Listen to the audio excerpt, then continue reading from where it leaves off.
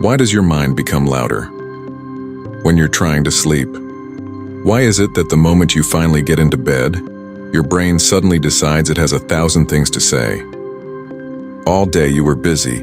You worked, talked to people, answered messages, watched videos, solved problems, and dealt with whatever life threw at you. Somehow your mind managed to keep going, but then you turn off the lights. You put your phone down, you close your eyes, and suddenly, did I say something weird earlier? What if tomorrow goes badly? Wait, why did I remember that embarrassing thing from 5 years ago? And then, completely out of nowhere, your brain asks a question you've never even considered before. Now you're lying in the dark, staring at the ceiling, wondering why your mind seems to become louder precisely when you're trying to make it quiet. And here's the strange part. Your brain probably didn't suddenly become more active. You just finally gave it a chance to speak. During the day, your attention is constantly being pulled toward the outside world. Someone needs something from you. Your phone vibrates. You have work to finish, you have places to go. Conversations need responses. Small decisions need to be made. Even when you're doing something as simple as walking down the street, your brain is processing sounds, faces, movement, traffic, signs, and everything happening around you. Your attention is being occupied.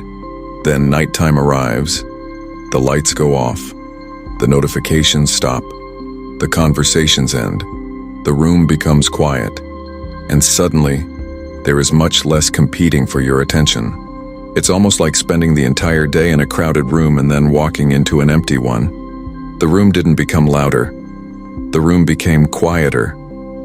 And because everything else disappeared, you can finally hear the sound that was there all along. Your own thoughts. This is one of the biggest reasons nighttime can feel so mentally intense. During the day, a thought might appear and disappear within seconds because something else immediately captures your attention. You remember an unfinished task, then your phone rings. You worry about a conversation, then someone asks you a question. You start thinking about your future. Then you have to get back to work. The thought doesn't necessarily disappear. It simply gets interrupted.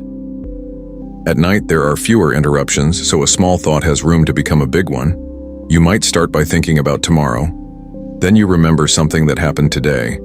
That reminds you of another conversation. That conversation reminds you of a person. That person reminds you of a completely unrelated memory. And suddenly, you're mentally traveling through 5 years of your life at 1 a.m. Your brain can make connections incredibly quickly. One thought activates another. One memory leads to another. One emotion brings another memory back to the surface. And because you're lying there without much external stimulation, you can actually follow the entire chain. This is why nighttime thoughts can feel so random. Your brain isn't necessarily following a logical list. It's following associations. A word reminds you of a person reminds you of a place reminds you of something that happened years ago, and suddenly you're wondering why you haven't thought about that memory in months. But there's something even more interesting happening. Your mind doesn't just remember things at night, it also tries to solve things, especially things that feel unfinished. Think about something you're worried about right now. Maybe there's a difficult conversation you need to have. Maybe you're waiting for an important decision. Maybe you're uncertain about your relationship. Maybe you're worried about money, work, or what your future is going to look like. During the day, you might tell yourself, "I'll think about that later." And you actually can, because you're busy. But when the distractions disappear, your brain may return to the problem. Not because it wants to keep you awake. Because from the brain's perspective, unfinished problems matter. Uncertainty matters. Potential threats matter. Your mind is constantly trying to predict what might happen next. And when it doesn't have enough information to reach an answer, it may keep running possibilities. What if this happens?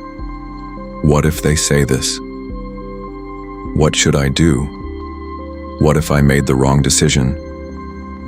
What if everything goes differently than I expect? The brain keeps generating scenarios because it's searching for certainty. But here's the problem. Some questions don't have answers yet. and no amount of thinking can create information that doesn't exist. You can replay the conversation 50 times. You still won't know exactly what the other person will say tomorrow. You can imagine every possible outcome.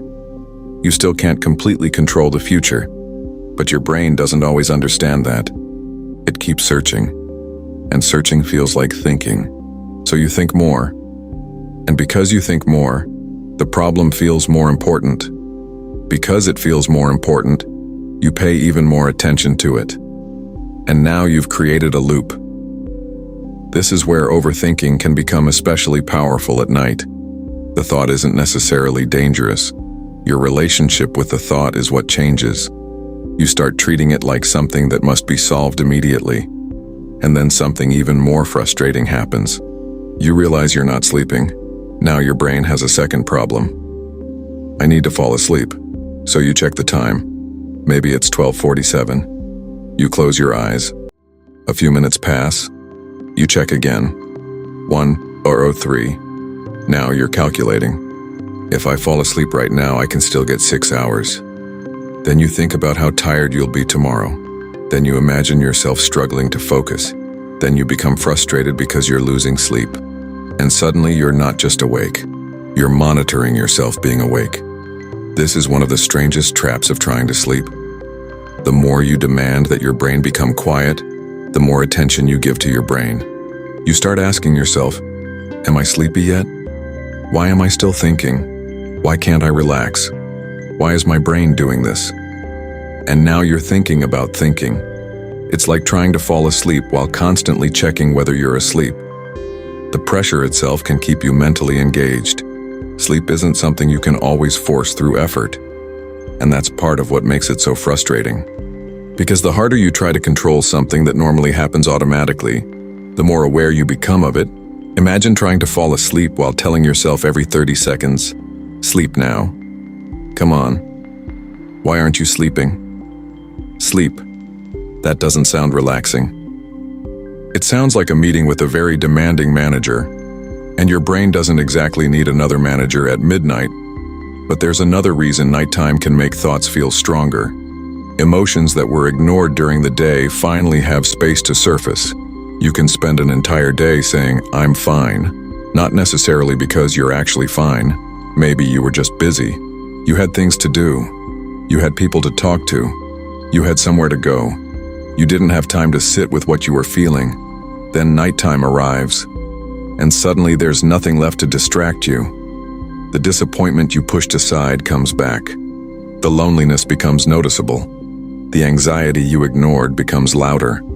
That conversation you pretended didn't bother you starts replaying in your head. Sometimes nighttime doesn't create the emotion. It simply removes the distractions that were hiding it. And this can make a small emotional discomfort feel enormous. During the day you might think, that was annoying. At night it becomes, why do people always treat me like this? And then, maybe there's something wrong with me. And suddenly, one small event has turned into a complete story about your life.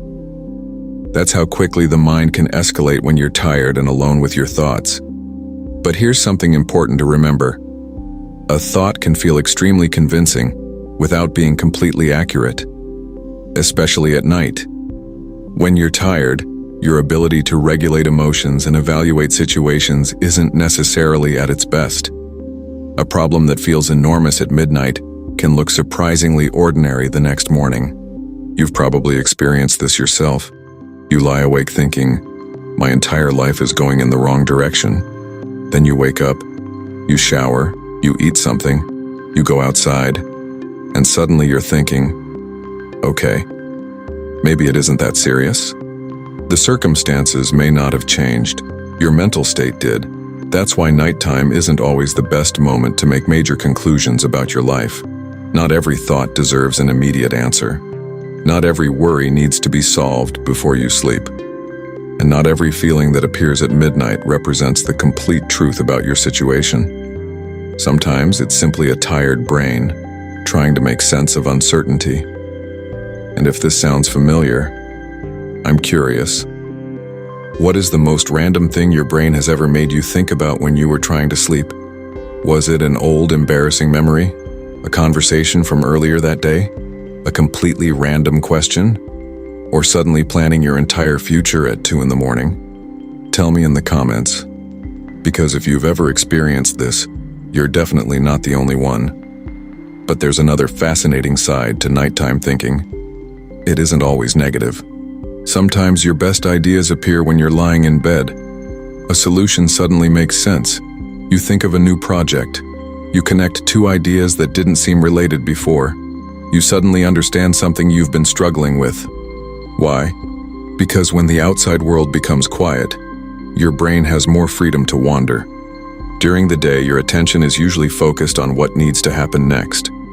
At night, that structure becomes weaker. Your mind can move freely between memories, ideas, emotions, and possibilities. And sometimes, that wandering creates connections you wouldn't have noticed while you were busy. It's the same mental freedom that can produce creativity. Unfortunately, it can also produce overthinking. The same brain that says, "What if I write this idea down?" can also say, "What if everything goes wrong tomorrow?" The same mental space can create inspiration or anxiety. The difference is often what your attention locks onto. And this brings us to something that can completely change the way you deal with nighttime thoughts. You don't necessarily need to make your mind completely silent. That's probably an impossible goal. Thoughts will appear, memories will surface, questions will come, your brain will wander. The goal isn't to eliminate every thought.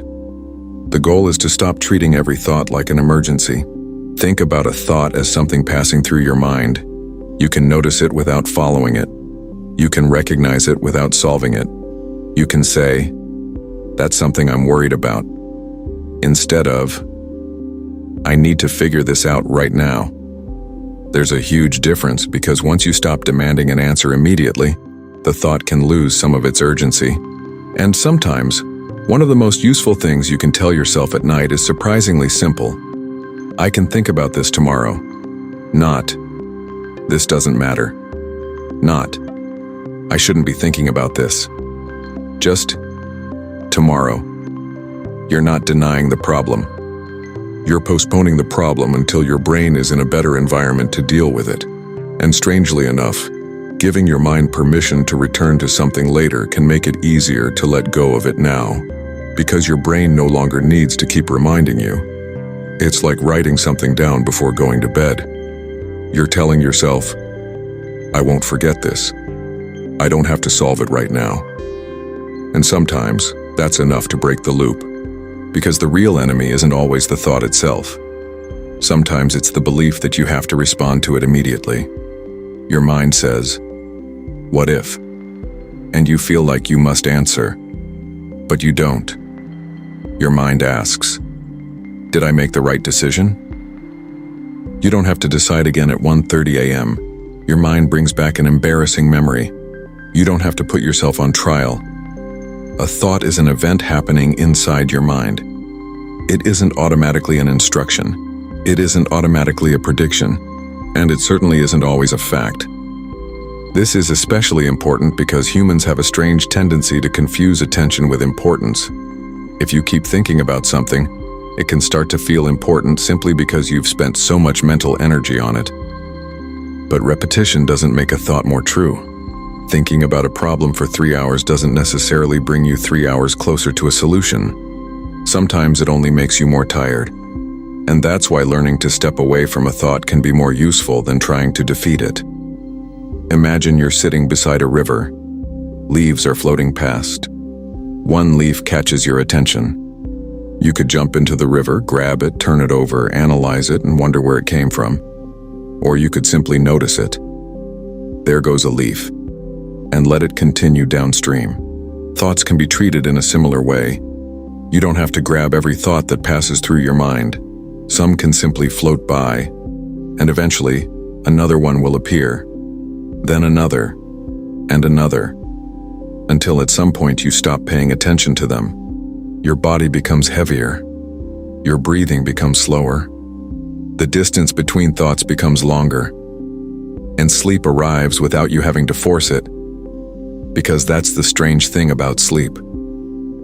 Sometimes the moment you stop trying so hard to make it happen is when it finally does. So why does your mind become louder when you're trying to sleep? Maybe because your brain didn't suddenly become louder.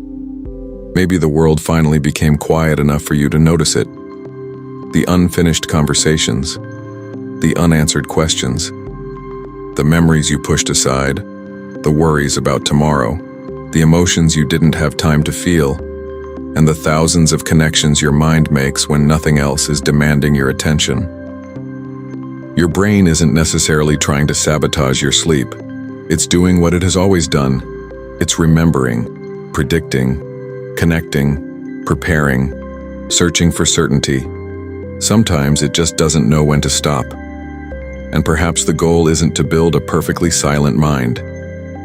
Maybe the goal is to become comfortable with the fact that thoughts can exist without requiring your attention. You can have a thought without following it. You can feel anxious without solving the future. You can remember something embarrassing without reliving it. You can notice a worry and simply tell yourself, "Not tonight," because tomorrow will still be there. The problem will still be there. The decision can wait.